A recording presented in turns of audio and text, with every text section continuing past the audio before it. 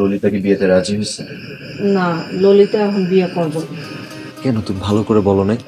কইছি ওর বাপের অসুখের লেগে এখন বিয়ে করব না। আচ্ছা খালা, আমি যদি ওদের সংসারের দায়িত্ব নিই তারপরও বিয়ে করবে না? ও বিয়েই করব না। আম্মা তুমি আবার যাও, যা পারে বুঝে আসো। আমি আর কইতে পারবো না। খালাম্মা, আমি না ললিতাকে অনেক ভালোবেসে ফেলছি। কেন আমার এত জ্বালাইতেছস? ভাই চলো আমরা যে ললিতাপুরে বুঝে আসি। খবরদার যাবি না। খালাম্মা, যেমনি হোক আমি ললিতারে বিয়ে করবো।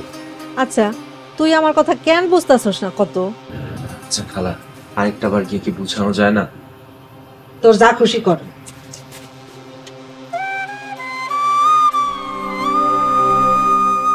ভাইয়া মার ধারা কিচ্ছু হবে না, চলো তুমি আর আমি জাপুরা বুঝে আসি। তাই করি, চল।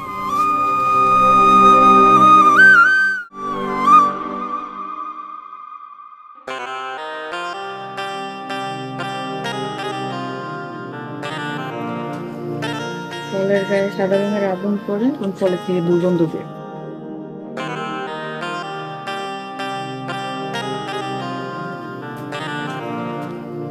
কিরে নুপুর, তুই পড়তাছিস না কেন?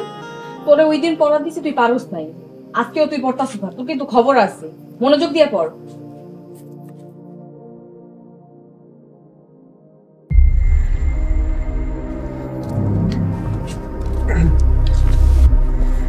নুপুর বইটা নিয়ে ঘরে পড়।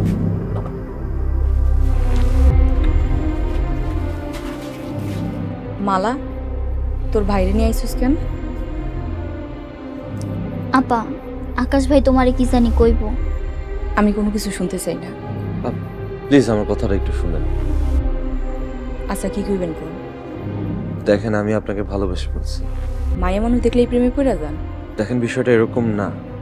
আমি জীবনে একমাত্র আপনাকেই ভালোবাসছি। And আমি আপনাকে বিয়ে করব। আমি জীবনেও বিয়ে করব। এই কথা বলবেন না প্লিজ।